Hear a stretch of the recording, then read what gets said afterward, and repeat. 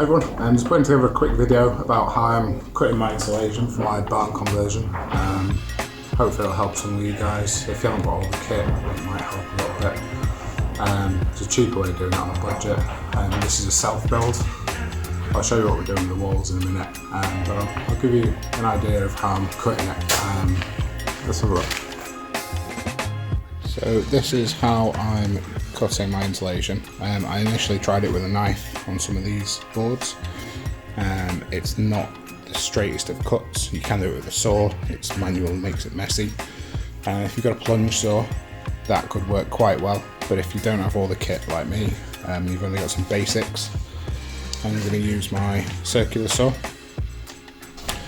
and this is the cut it's delivering. It's nice and clean, straight. It's not ripping anything. Nice sharp blade on there, but I also don't have a track, so I've put together a straight edge and something I can just drop quickly onto the boards every single time without having to sort of re-measure, if that makes sense, and readjust and reattach to the work table. So I'll give you a quick rundown of what I did. So on a lot of these boards, they come with pre-marked 100mm lines. For my job, these guys are at 600mm centres.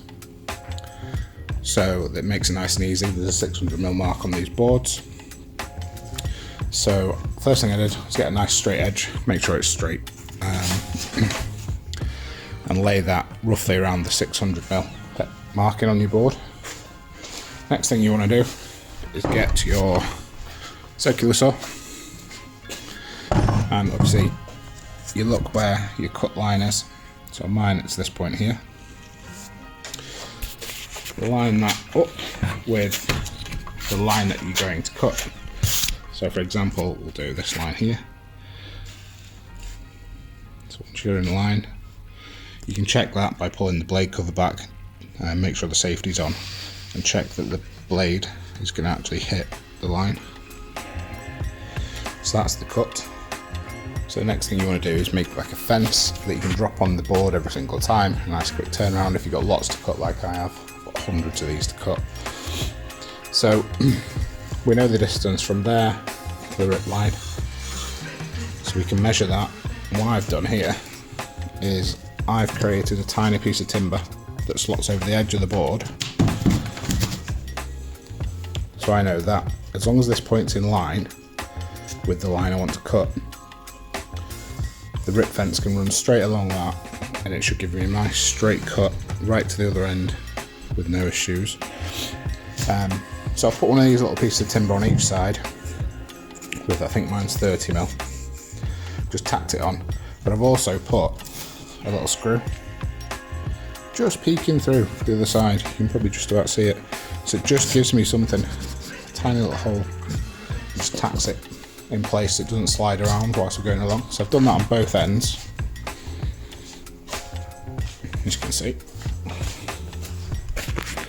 So obviously you line one end up, and then you come down, you find your second line, and then you place that in line with it, and you drop it on, push down, and that's not going anywhere. So you do that both ends, then you're good to go really. So I'm not going to cut this board because it's essentially half of a board that I actually need, but just for clarity. So run the line there, that runs all the way along, and gives us a nice straight cut. What you do, you come up to the board, offer it up, and rip all the way down, and gives you a nice clean cut. What I will say, I haven't got connected here, is it does kick up a lot more dust than if you're using a sharp knife. A lot more accurate, but there's a lot more dust, so what you should do is connect your extract, or have a local extract, pulling all that dust out, and that's just from one cut, as you can see. But it's a quick way of doing it. Hopefully it helps someone, especially if you're on a budget. Yeah, so hope it helps someone. Cheers.